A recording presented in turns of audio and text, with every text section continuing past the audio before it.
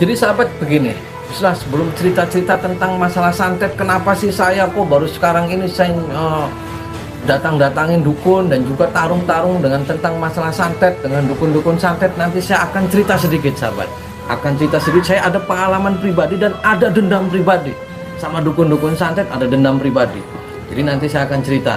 Jadi sebelum cerita wis ngecaprak wis kita sholat Nabi dulu lah, mumpung ini di markas besar Padepokan Anti Galau. Kain kiswah promosi. Allahumma sholli wa sallim wa barik alaihi wa ala alihi wa sahbihi. Salawat ya.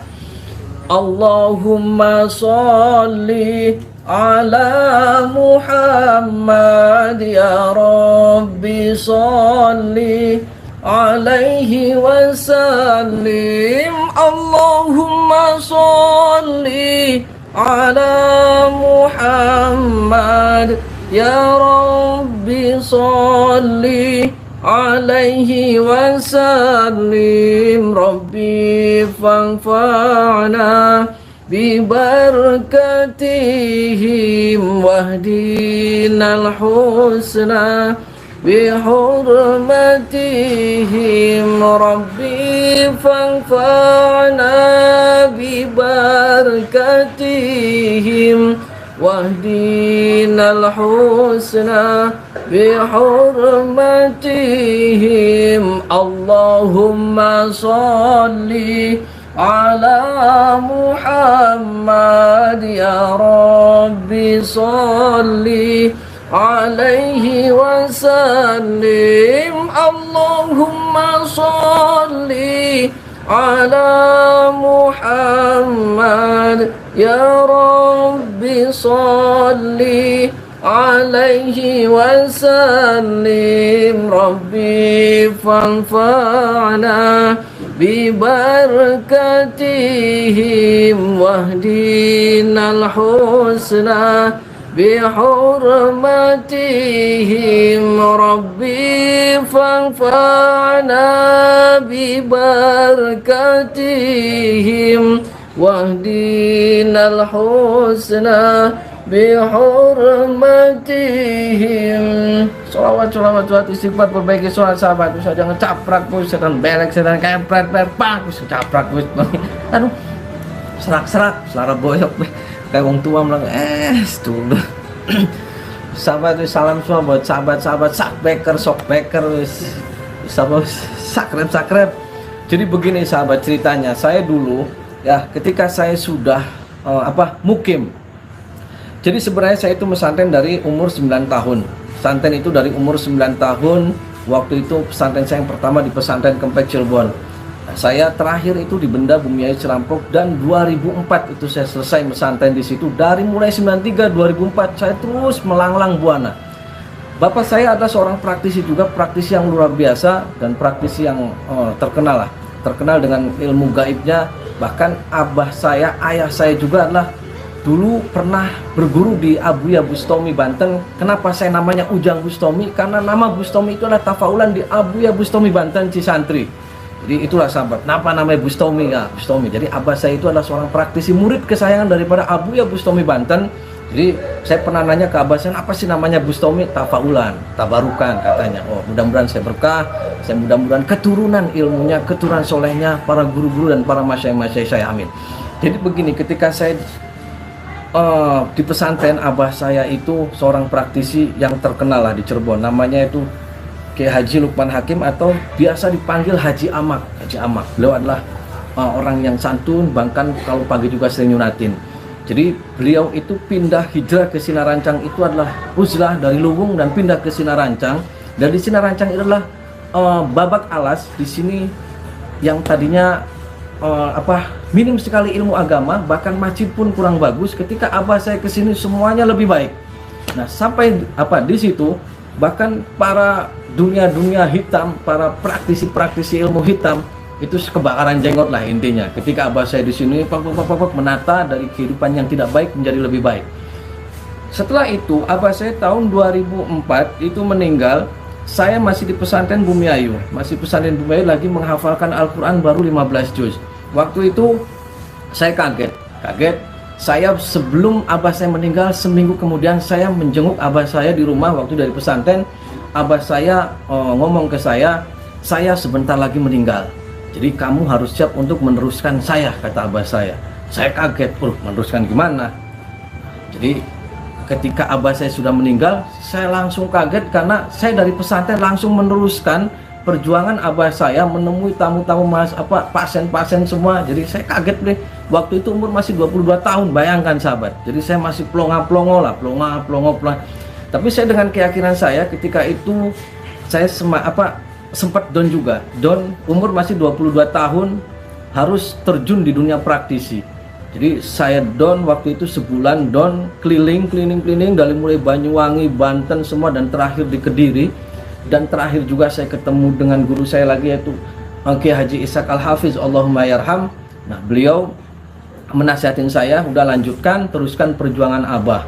Nah, waktu itu saya disemangatin oleh guru saya Kiai Ishaq Al-Hafiz.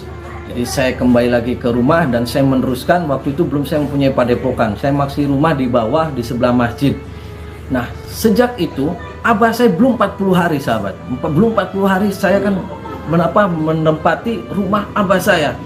Itu ada seorang paranormal datang ke rumah saya. Waktu itu saya baru belum 40 hari lah meninggal abah saya. Saya datang, kirain saya tamu, jadi assalamualaikum, waalaikumsalam. Terus saya buka pintunya, ya kaget, dia pakai belangkon, terus dengan pakaian sopannya, pakai sarung dan bawa keris di sini, datang ke saya. Terus saya karena beliau tamu yang datang, saya ngomong dari mana, terus ada keperluan apa. Beliau dengan santunnya, dengan ngomongnya seperti ini, saya nggak perlu tahu, saya tahu abah Anda telah meninggal. Jadi begini, saya pengen kamu itu akan menemui juga abah kamu. Maksudnya nyusul, kamu juga tidak lama lagi, seminggu lagi akan mati. Saya kaget, kenapa orang namu langsung seminggu lagi kamu mati? Terus maksudnya gimana? Ya kan kemarin abah kamu meninggal, saya tidak suka dengan perjuangan bapak kamu. Sekarang kamu seminggu lagi akan mati. Kaget. Waktu itu saya jiwa mudanya terpancing. Nah, dia ngomong seperti itu, tamu, saya tuan rumah, saya langsung nyolot. Nah, kok ngomong begitu? Emang Anda punya nyawa?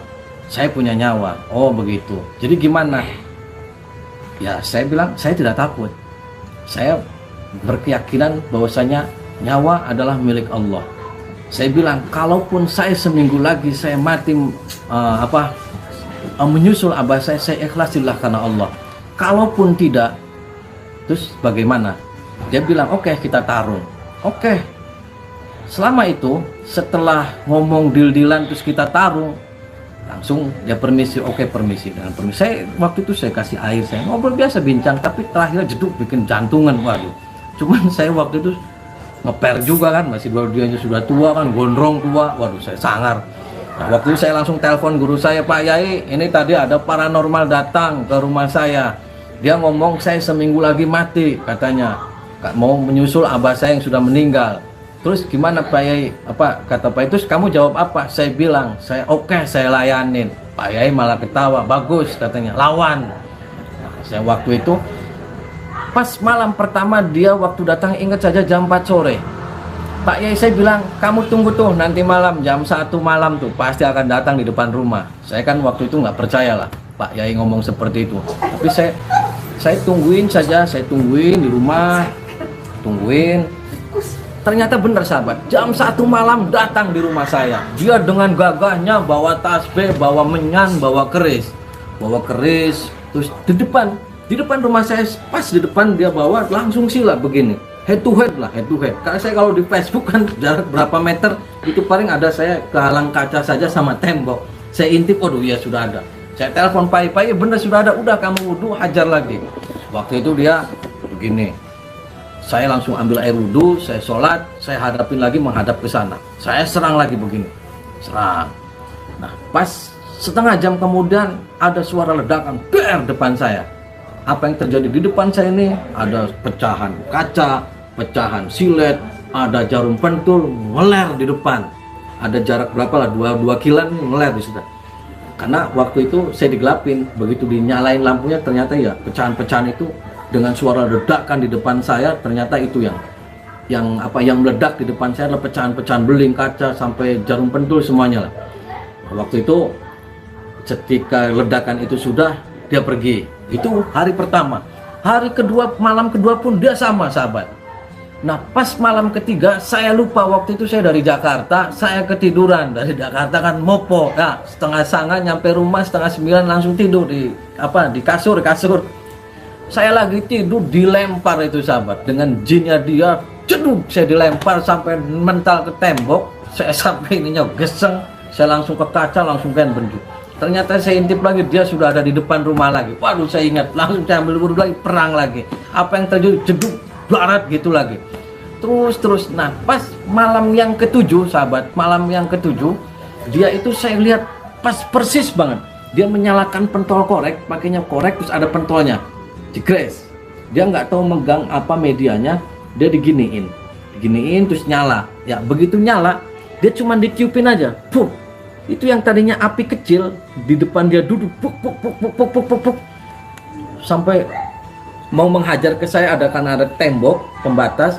Begitu di tembok pembatas udah sebola gini, mundur lagi si api, tek, langsung naik ke atas genteng. Genteng, cus, ledakan, der. Begitu saya ditengok di belakang rumah, ternyata pohon kelapa saya yang terbakar, sahabat. Aduh, begitu pohon kelapa saya terbakar, saya telepon lagi Pak Yai, ini pohon kelapa kebakar. Apa yang dijawab Pak Kiai saya, guru saya? Malah ketawa, udah tungguin lagi aja. Kenapa Pak Yai? 3 hari lagi bakal ada yang meninggal. Waduh, saya kaget, ada yang meninggal. Siapa Pak Yai? Saya apa dia? Udah, nanti 3 hari ada yang mati. Ternyata apa, sahabat? 3 hari lagi saya mendapat kabar dianya sudah terkapar di rumah sakit. Dan di rumah sakit sampai 4 hari di ICU, tidak bisa diabetes, is dead. Nah, dari situ muncul lagi yang lain, keren lagi tuh. Paranormalnya perempuan datang lagi. Dengan udah tua datang lagi, terbang. Wow, ini bukan cerita ngarang, nggak, bukan. Karena ini saya kejadian, saya mendatangi paranormal, mendatangi praktisi, saya mendatangi dukun santet. Saya ada cerita sejarah bahwasanya saya dulu pernah dibegitukan, saya pernah diancam. Saya masih umur 22 tahun. Waktu itu saya masih sedih kehilangan abah saya sudah didatangi, diancam. Kan saya ya sampai sekarang kurang ajar. Jadi begitu, sahabat. Jadi ketika saya mendatangi dukun-dukun santet dan saya tarung head to head, emang dulu pernah 3 kali, malah bukan 1 kali, 2 kalinya biasa saja, yang 3 kalinya lagi di kuburan. 3 kali saya pernah. Dulu kan belum ada zaman YouTube, medsos yang lainnya. Kayaknya kalau di syuting live lagi itu keren itu. Jadi begitu, sahabat, saya mendatangi praktisi-praktisi seperti itu. Bukan karena saya adu kekuatan, karena saya banyak sekali orang-orang yang sakit, yang tidak tahu menau, ya, dihajar pakai santet, ya, mereka, saya yakin ketika orang menggunakan media-media santet adalah orang yang tidak gentleman lah. Kenapa sih mereka lewat belakang? Ya, kalau emang mereka merasa sakit hati atau mereka dibayar, langsung aja datang, berantem aja kan, duel enak. Kenapa kan kalau lewat belakang kayak itu kan kurang ajar. Media-media jin setan yang mereka utus untuk menyerang target. Jadi begitu. Dari 2004 sampai sekarang 2020, saya bukan sekarang mengada-ada saya mencari mencari dukun santet, karena saya ada pengalaman ketika 2004 saya pernah head to head di depan, dan yang terakhir rumah saya pernah kebakaran juga. Itu adalah dikirim sesosok seperti Banaspati, sahabat. Dulu lah kalau ngeliat berita pasti rumah saya pernah kebakaran. Itu waktu itu saya habis syuting di Serandil. Waktu itu saya masih di program 2 Dunia. Saya mau syuting berangkat ke Pulau Mas, nyampe terminal ditelepon rumah kebakaran, saya pulang ke situ sudah rata sama tanah. Itu ya kan saya itu dulu perangnya lebih sadis, rumah dibakar. Aduh, dukun santet keparat itu. Ya, saya sedihnya gimana, sahabat? Saya nangis sampai saya baju yang dipakai ini aja. Semua untung di rumah lagi tidak ada siapa-siapa. Keluarga semua lagi tidak ada karena lagi berkabung, kakak saya lagi meninggal. Rumah wis gelap jeder. Secara logika 15 menit kebakaran harusnya ada asap langsung jeduk. Ya, tanya aja keluarga, kan pada kaget semua itu pas malam Jumat Kliwon mana. Jadi itu cerita unek-unek bela, unek-unek ya, unek-unek sama dukun santet nih, unek-unek. Jadi dari dulu saya sudah begitu, dan saya semua lagi target-target. Jadi ada dendam pribadi, kenapa sih kok nyerang saya gitu, kenapa sih rumah saya sampai dibakar, kenapa sih sampai datang ke rumah saya mati seminggu, kenapa, kan saya cuma bantu orang-orang yang datang ke saya minta tolong sakit ini. Ini mereka ya seperti itulah, kurang ajar, setan belek, saya pret pak. Ya, jadi saya ketika sekarang saya mendatangi praktisi-praktisi silaturahmi, kalau praktisi yang lempeng-lempeng saya ngobrol aja. Saya mendatangi dukun santet, terus tarung, bukan saya karena gagah-gagahan adu ilmu, bukan karena saya kayak Power Ranger, bukan. Saya ada dendam pribadi dari awal, dan sampai sekarang pun mereka nggak kapok kon gua. Saya sampai sakit hatinya, rumah sampai dibakar, mohon nggak, aduh. Skala aku sakit, setan belek, setan nengklek. Jadi ini ceritanya lagi curhat, sahabat, curhat. Oke, saya minta doanya sama sahabat-sahabat semua. Doanya saya akan terus untuk amar ma'ruf nahi mungkar, dan terus untuk meluruskan yang bengkok-bengkok.